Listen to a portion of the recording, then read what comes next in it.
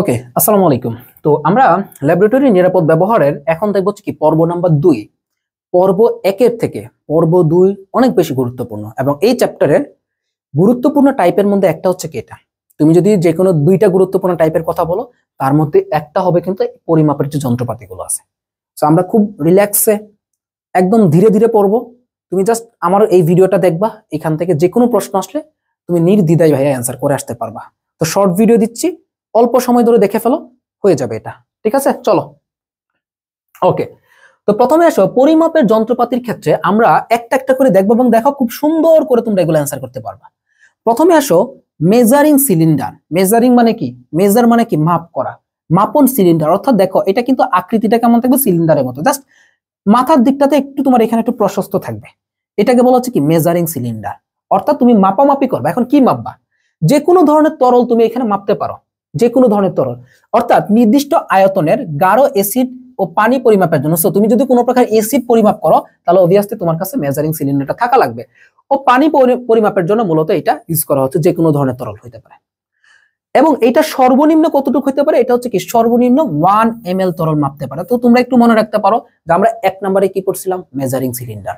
তাহলে এটা সর্বনিম্ন 1 ml পর্যন্ত মাপা যাবে। এছাড়া সাধারণত এটা কি কি দাগ কাটা থাকে বা এটা কত কত আয়তনের হইতে পারে? তো 5 5 দুগুণে 10। তারপর দেখো এখানে প্রথমে 5 10, তারপর 5 এর সাথে মিল রেখে 50, 10 এর সাথে মিল রেখে 100, এরপরে 200 250। এক থেকে দুইবার দেখলে তোমার এটা এমনি মনে থাকবে। 5 10 50 100 200 250 সেন্টিমিটার কিউব এই আয়তনে হয়ে থাকে। মূলত এই জিনিসটা বেশি আসে, এইটা বেশি আসে কোশ্চেনে। ঠিক আছে, পরবর্তীতে আসো বুরেট। বুরেটটা ভেরি ভেরি ইম্পর্টেন্ট। তো বুরেট জিনিসটা আসলে কি? তোমরা হয়তো বা কলেজ লাইফে ল্যাবের মধ্যে দেখছো, যদি টাইট্রেশন তোমাদের করানো হয়, আমার কলেজে করাইছিল। সো এই জিনিসটা হচ্ছে কি সাধারণত বুরেট বলা হচ্ছে। আচ্ছা, বুরেট তো যে কোনো আয়তন সূক্ষ্মভাবে মাপতে, বিশেষ করে টাইট্রেশনে ব্যবহার করতে। দেখো যখন তোমার টাইট্রেশন করা হবে, সো এইটার মধ্যে কি থাকে জানো? এইটার মধ্যে মূলত জানা দ্রবণটা থাকে। এইটার মধ্যে মূলত জানা দ্রবণ থাকে, যেটাকে বলা হচ্ছে কি টাইটার। আমরা জানি যে টাইট্রেশনের মধ্যে যেখানে জানা দ্রবণ থাকে বা যে জানা দ্রবণটা, সেটাকে বলা হচ্ছে টাইটার, এবং অজানা যে দ্রবণটা থাকে সেটাকে বলে কি টাইট্রেন্ট। বুঝছো? এখন আসো এটা সর্বনিম্ন কতটুকু মাপা যায়? বুরেট। বুরেট কি? এটা বুড়া হয়ে গেছে। তো বুড়া হইলে কি এটার শক্তি সামর্থ্য কমে যায়। তাহলে এটা সর্বনিম্ন 0.1 সেন্টিমিটার কিউব পর্যন্ত মাপা যায়। অর্থাৎ কম পরিমাণে যদি তুমি মাপতে চাও তখন তুমি বুরেট ইউজ করবা। আর সাধারণত কত? 25-50 হয়। সাধারণত এটা আসে না, তোমার সব থেকে বেশি এইটা আসবে। যদি বুরেট থেকে কোশ্চেন আসে তাহলে তোমার এটা আসবে সর্বনিম্ন 0.1 সেন্টিমিটার কিউব বা 0.1 ml পর্যন্ত মাপতে পারো। এরপর আসো এটা পরিষ্কার করতে ক্রোমিক অ্যাসিড ব্যবহার করা হচ্ছে। মোস্ট ইম্পর্টেন্ট, এই ক্রোমিক অ্যাসিডটা হচ্ছে কি? তোমার সর্বোত্তম পরিষ্কারক। এইটা হচ্ছে তোমার গিয়ে সর্বোত্তম পরিষ্কারক। সর্বোত্তম পরিষ্কারক হচ্ছে তোমার কি? এই ক্রোমিক অ্যাসিডটা। ঠিক আছে, এখন ক্রোমিক অ্যাসিডের সংখ্যাটাকে পটাশিয়াম ডাইক্রোমেট প্লাস হচ্ছে তোমার কি? Sulphuric acid. Potassium dichromate plus হচ্ছে তোমার সালফিউরিক অ্যাসিড হচ্ছে কি? Chromic acid. এছাড়াও আরো তোমার এখানে থাকতে পারে, পরিষ্কারক থাকতে পারে, ড্যাকন 90 থাকতে পারে, সোডিয়াম কার্বনেট থাকতে পারে। সো ওগুলো তো থাকবে, বাট সর্বোত্তম যখন বলবে তখন কিন্তু এটা ক্রোমিক অ্যাসিডটা আসবে। সো বুরেট থেকে আমরা কি পড়লাম? এটা হচ্ছে কি টাইট্রেশনে ব্যবহার করা হচ্ছে এবং এটাতে জানা দ্রবণ থাকবে, যেটাকে টাইটার বলতেছি আমরা। আর কি পড়লাম? এটাতে সর্বনিম্ন 0.1 সেন্টিমিটার কিউব পর্যন্ত আয়তন সূক্ষ্মভাবে মাপা যাচ্ছে। So very very important, burette খুবই ইম্পর্টেন্ট।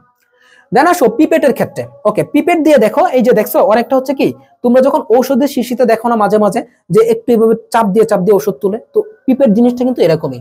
এটা হচ্ছে নির্দিষ্ট আয়তনের তরলকে মেপে এক পাত্র থেকে অন্য পাত্রে নেওয়ার জন্য। সো এটা ভাইয়া কি? এক পাত্র থেকে অন্য পাত্রে স্থানান্তর করবা। সো তুমি একটা পাত্র থেকে একটু দ্রবণকে এইভাবে তুলবা, তুলে অন্য পাত্রে নিয়ে তুমি স্থানান্তর করবা। তো স্থানান্তরের জন্য, অর্থাৎ এইটার গায়ে কি লেখা থাকে জানো? টিডি লেখা থাকে। তো এই টিডি মানে কি বুঝছো? টু ডেলিভার, ডেলিভার করার জন্য এটা। এবং এইটা সাধারণত 0.5 থেকে 50 ml পর্যন্ত মাপতে পারে। তাহলে দেখো পিপেট, পিপেটের বানানে কি আছে? পি। পিপেটে কি আছে? পি, তাই না? পিপেটে পি আছে। পি থেকে কি বলতে পারি আমরা? 5 বলতে পারি। পি থেকে আমরা বলতে পারি কি? 5। পি 5 মোটামুটি একই। তার মানে 0.5 থেকে 50, 0.5 থেকে 50। পি থেকে প, প মানে কি? 5। 0.5 থেকে 50 ml পর্যন্ত সাধারণত হয়। আমরা সাধারণত কি শিখতেছি? একটা হচ্ছে কাজ, আর একটা হচ্ছে কি এটার আয়তন কতটুকু হয়। পরবর্তীতে আসো কনিক্যাল ফ্লাস্ক। দেখো এই তো এখন শীতকাল হয়ে গেছে, তো শীতকালে আমরা কি করি? সাধারণত একটু চা বা গরম পানি কি করি? গরম করে তারপর কি করি? ফ্লাস্কের মধ্যে রেখে আটকায় দিয়ে রাখি। ফ্লাস্কে রেখে দিই, ধারণ করে রাখি। ফ্লাস্কে কি করি? ধারণ করে রাখি, নাকি পানি গরম করি? ফ্লাস্কে কিন্তু আমরা ধারণ করি। ওকে, তাহলে আয়তনিক বিশ্লেষণে টাইট্রেশনে বিক্রিয়া ঘটানো হয়। দেখো এটাতে কি করা হচ্ছে? টাইট্রেশনে সাধারণত কি করতেছে? বিক্রিয়া ঘটানো হচ্ছে, এটাতে বিক্রিয়া ঘটানো হচ্ছে, এইভাবে নাড়িয়ে নাড়িয়ে কি করা হচ্ছে, এটাতে বিক্রিয়াটা ঘটানো হচ্ছে। তাহলে টাইট্রেশনের ক্ষেত্রে মনে রাখবা বুরেটে থাকে হচ্ছে কি জানা দ্রবণ, ঠিক আছে, এবং এই যে কনিক্যাল ফ্লাক্সটা আছে এটার মধ্যে কি করা হচ্ছে, তোমার অজানা দ্রবণটার মধ্যে কি করা হচ্ছে, এখানে অজানা দ্রবণটা থাকবে এবং এখানে তোমার সাধারণত বুরেট থেকে এটা ফেলা হয়, ফেলে তোমার কি করা হচ্ছে, এখানে বিক্রিয়াটা ঘটানো হচ্ছে। তাহলে দেখো এরপর আসো মেজারিং ফ্লাস্ক, এটাতে কি করে নির্দিষ্ট আয়তনের প্রমাণ দ্রবণ তৈরিতে। দেখো প্রমাণ দ্রবণ যদি কখনো আসে, প্রমাণ দ্রবণ, প্রমাণ দ্রবণ বলতে কি বোঝায়, যে দ্রবণের ঘনমাত্রা আমরা জানি, জানা ঘনমাত্রা, যে দ্রবণের ঘনমাত্রা আমাদের জানা থাকবে সেটা হচ্ছে কি প্রমাণ দ্রবণ। ওকে, একটু মিস্টেক, দেখো আমি কনিক্যাল ফ্লাস্কটা হচ্ছে কি সাধারণত তোমার এটা মিশ্রণ করানো হয়, আর মেজারিং ফ্লাস্ক যেটা আছে দেখো এখানে দেখো, দেখো কনিক্যাল ফ্লাস্কটা কেন, এটা একটু কনিক টাইপের, তোমরা কনিক পড়ছো না ম্যাথের মধ্যে, এই যে কোনাকুনি থাকবে, এটা হচ্ছে কি কনিক টাইপের থাকবে। আর মেজারিং ফ্লাস্কটা দেখো এইখানে মেজারিং ফ্লাস্কের মুখটা কিন্তু আটকানো থাকে, আটকানো দিয়ে বোঝাচ্ছে, আমি যে একটু আগে শীতের সময় ফ্লাস্কের এক্সাম্পলটা দিলাম, এটা এক্স্যাক্টলি এইটার এক্সাম্পল, একটু মিস্টেক হয়ে গেছে। তো দেখো সাধারণত ফ্লাস্কের মধ্যে আমরা কোনো কিছুকে কি করি, ধারণ করে রাখি, বা গরম পানি, চা, কফি এগুলোকে ধারণ করে রাখি, অর্থাৎ এটা কি করে টু কন্টেইন, এটার গায়ে টিসি লেখা থাকে। প্রশ্ন আসতে পারে টিসি কোনটাতে লেখা থাকে, এই যে মেজারিং ফ্লাস্কের ক্ষেত্রে এই যে এরকম, বুঝছো? তো এটা যে কোনো নির্দিষ্ট আয়তনের প্রমাণ দ্রবণ, মনে রাখবা প্রমাণ দ্রবণ হইলে কিন্তু মেজারিং ফ্লাস্কে চলে আসবে। এরপর সে ফানেল, তো ফানেল তো তোমরা বুঝো, মেজারিং ফ্লাস্ক ও বুরেটে তরল নেওয়ার জন্য, তোমরা দেখবা বাইকের ক্ষেত্রে যখন তেল ঢালে তখন কি করে, ফানেল দিয়ে তেল ঢালা হয়, বা কোনো কিছু নেওয়ার জন্য মূলত কি এই ফানেলটা ব্যবহার করে, এটা কোনো প্রকার পরিমাপের জন্য, এটা হচ্ছে কি কোনো কিছু নেওয়ার জন্য, বুঝছো? এই হচ্ছে আমাদের মোটামুটি। আরেকটা জিনিস আছে সেটা হচ্ছে কি রিএজেন্ট বোতল, অর্থাৎ রিএজেন্ট বোতলটা হচ্ছে কি এটাতে রাসায়নিক দ্রব্যাদি সংরক্ষণ করে। বোতলটা দিকে তাকায় দেখো, মূলত দেখবা ল্যাবরেটরিতে কোনো কিছু যদি দীর্ঘদিন সংরক্ষণ করতে হয় তখন কি এটা রিএজেন্ট বোতল ব্যবহার করা হচ্ছে। যেহেতু বোতল কথাটা আসছে তার মানে কি আমরা বোতলের মধ্যে অনেক কিছু রেখে সংরক্ষণ করি, বোতলের মধ্যে তেমন কোনো কাজ করি না, মানে ধরো কোনো কিছু মিক্স করা, এটা করে না, মিক্স করলে আমরা জগের মধ্যে করি, তাই না? বাট বোতলের মধ্যে কি করি আমরা কোনো কিছুকে লম্বা অনেক সময় ধরে এটাকে কি করে রেখে দিই, ফ্রিজের মধ্যে দুধ রাখি, তারপর হচ্ছে আমাদের অনেক সময় কোল্ড ড্রিঙ্কস রাখি, এই জিনিসগুলো মানে অনেকদিন ধরে রেখে দিই, এটা হচ্ছে কি রিএজেন্ট বোতল। সো বোতল কিন্তু এক জায়গায় আসছে। তাহলে আমরা আরেকটা রিভিশন দিতে পারি এখান থেকে, না ইজিলি একটা রিভিশন দিতে পারি আমরা। চলো আরেকবার বলে দিচ্ছি, মেজারিং সিলিন্ডার, এটা কি করা হচ্ছে যে কোনো ধরনের তোমার এসিড বা পানিকে মাপার জন্য, এবং এটা 1 ml যেটা 1 নম্বরে এটা, এবং এটা একটু মনে রাখবা। এরপর আসো বুরেট, তো বুরেট কি বুড়া হয়ে গেছে, এর জন্য কি সব থেকে কম 0.1 সেন্টিমিটার কিউব পর্যন্ত তুমি মাপতে পারবা, অন্যগুলা দিয়ে পারবা না। এবং বুরেট, বুরেট কি হবে তোমার, এটা জানা দ্রবণ, টাইটার। আচ্ছা, তারপর আসো তোমার এটা কি, এটাকে পরিমাপ করার জন্য বা যে কোনো ধরনের তুমি যদি পরিমাপককে পরিমাপ করতে যাও, সরি পরিষ্কার করতে যাও, সেক্ষেত্রে ক্রোমিক অ্যাসিড ব্যবহার করতে হবে। ক্রোমিক অ্যাসিডের সংকেতটা একটু দেখে ফেলবা, এবং এটা হচ্ছে কি সর্বোত্তম পরিষ্কারক। এরপর আমরা বললাম হচ্ছে পিপেট, পিপেট মানে হচ্ছে কি এক পাত্র থেকে অন্য পাত্রে স্থানান্তর করে, অর্থাৎ কি টু ডেলিভার, এবং এটা পি এর প মানে কি 5, 0.5 থেকে 50 ml। আর কনিক্যাল ফ্লাস্ক এটা কি তোমার টাইট্রেশনের বিক্রিয়াটা এই যে ঘটানোর জন্য। দেন আসে তোমার আমাদের হচ্ছে কি মেজারিং ফ্লাস্ক, তো মেজারিং ফ্লাস্ক হচ্ছে কি তোমার সাধারণত প্রমাণ দ্রবণ তৈরি করতে এবং কি কোনো কিছুকে ধারণ করতে বা টু কন্টেইন। তারপর সে কি ফানেল, ফানেল হচ্ছে তোমার কি এটা মেজারিং ফ্লাস্ক এবং বুরেটে তরল নেওয়ার জন্য। এবং ফাইনালি আমরা গিয়ে পড়লাম হচ্ছে রিএজেন্ট বোতল, যেহেতু বোতল বলছে তার মানে কি এটা দীর্ঘদিন সংরক্ষণ করার জন্য। মেজারিং ফ্লাস্কে কিন্তু দীর্ঘদিন সংরক্ষণ করা হয় না, বাট এটা দীর্ঘদিন সংরক্ষণ করা হয় এখানে। সো এই ছিল হচ্ছে আমাদের কনসেপ্ট। চলো আমরা কোয়েশ্চেন ব্যাংকে চলে যাচ্ছি। প্রথমে বলা আছে যে তরল সেকেন্ডারি পদার্থ ও গাঢ় HCl ও সেকেন্ডারি পদার্থ গাঢ় HCl ও গাঢ় সালফুরিক অ্যাসিড ওজন করা যায় কোনটিতে। ওকে, কি বলছে ডিজিটাল ব্যালেন্স এবং কি মেজারিং সিলিন্ডার জেইউডিতে 19-20 সেশনে আসছে। সো আমরা কি এগুলো ঘনমাত্রা জানি না। সো যেহেতু ঘনমাত্রা জানা নাই, তার মানে আমরা যে কোনো তরলকে কিসের মধ্যে আমরা করতে পারি, পরিমাপ করতে পারি, মেজারিং সিলিন্ডারের ক্ষেত্রে। ডিজিটাল ব্যালেন্স না, কিসের মধ্যে, মেজারিং সিলিন্ডারের ক্ষেত্রে। এটা আমরা একটু আগে দেখলাম।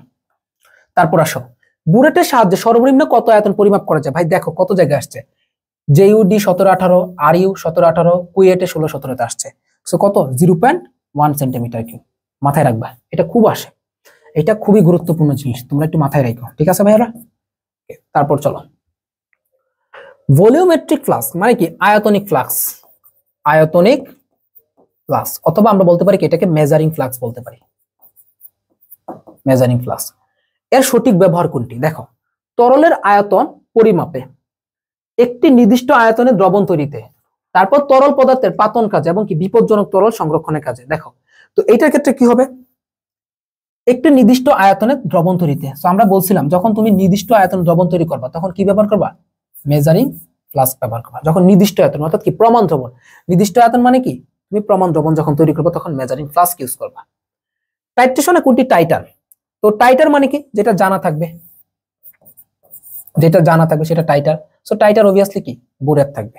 আর কনিক্যাল ফ্লাক্সের মধ্যে তুমি এখানে মিক্স করবা, ঠিক আছে, অজানা দ্রবণটা থাকবে কনিক্যাল ফ্লাক্সে। তাহলে আমি একটু লিখে দিই, কনিক্যাল ফ্লাক্স হচ্ছে তোমার কি, এটাতে অজানা দ্রবণটা থাকবে। আচ্ছা, আর এখানে পিপেট কি করবে, এখানে স্থানান্তর করে।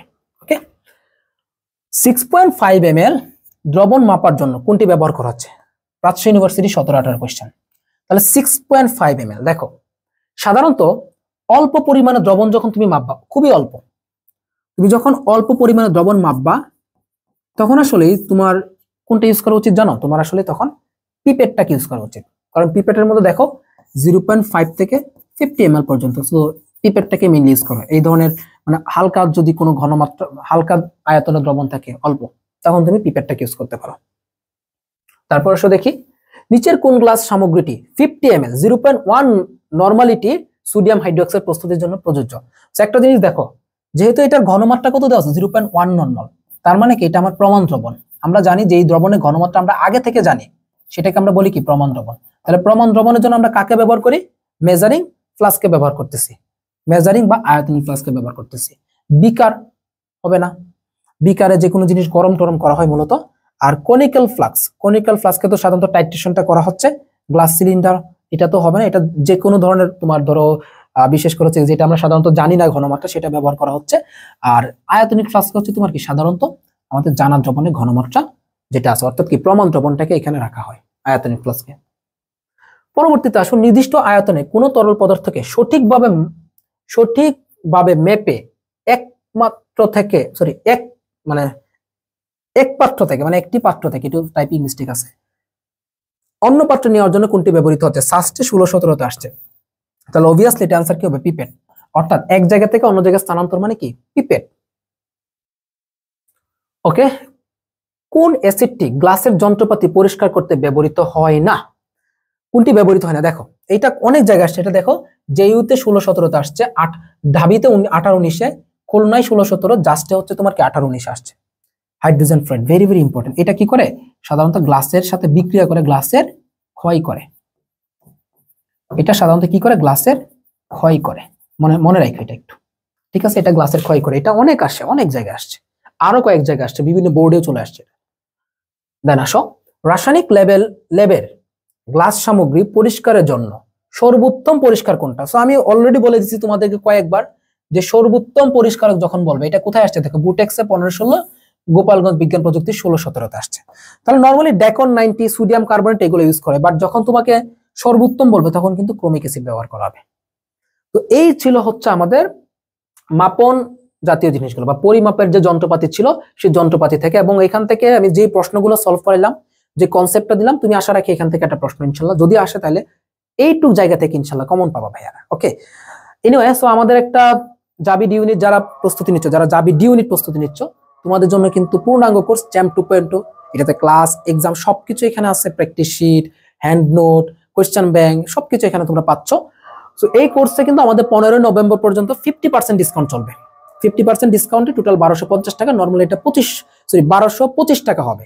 নরমালি কোর্স ফি হচ্ছে 1250 টাকা। তো তোমরা এখনো চাইলে এনরোল করতে পারো। আমরা ইনশাল্লাহ খুব দ্রুতই সিলেবাস কমপ্লিট করে ফেলবো। আগের ক্লাসগুলো রেকর্ডেড আছে এবং ইনশাল্লাহ একটা টপ নচ লেভেলের প্রস্তুতি তোমরা নিতে পারবা।